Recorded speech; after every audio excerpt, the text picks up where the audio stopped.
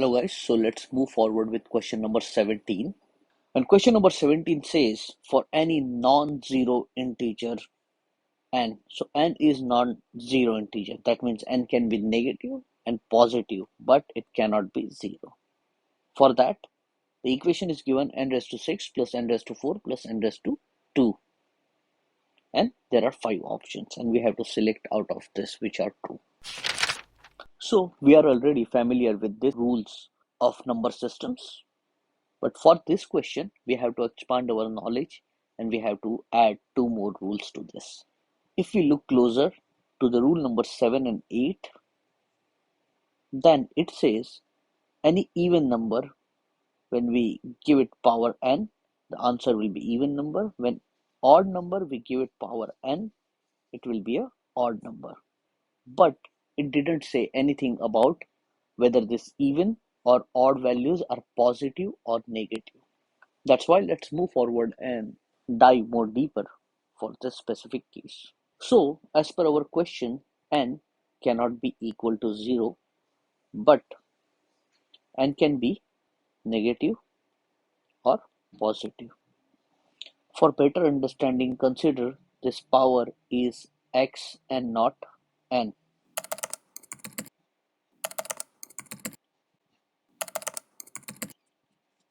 So let's move forward and see rule number 13. As per rule number 13, n is either positive or negative, but x is even. What is x? X is the power given to n. So the answer will always be positive. Example for this, we can say minus 2 raised to 2 is 4 or plus 2 raised to 2 is 4. So whenever the power is even number, it doesn't matter what is the value of n is, the answer will be always even. And this is the same scenario we will going to use in our question, as we see all the powers are even in this case. But for more understanding, let's move forward with 2 more scenarios.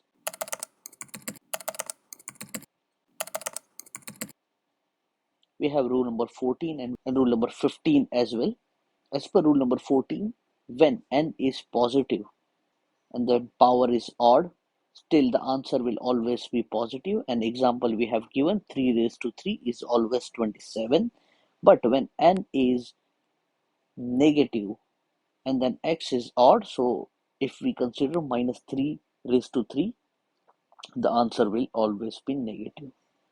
Considering rule number 13, we can say n raised to 6 is always positive, n raised to 4 will be always positive, and n square will be always positive. And when we add 3 positive numbers, the answer will always be positive.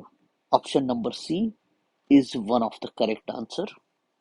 From this, I can easily say if we understand this math and number system rules, we can find this answer in less than 15 seconds.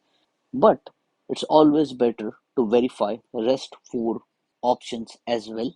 So we can use method of elimination now on the rest of the options. So as we already found one of the answer is true, so option E cannot be our answer, which is none of the above. Again, with the reference to rule number 13, and all 3 numbers are positive and their addition should be positive, so we can even neglect option D as well.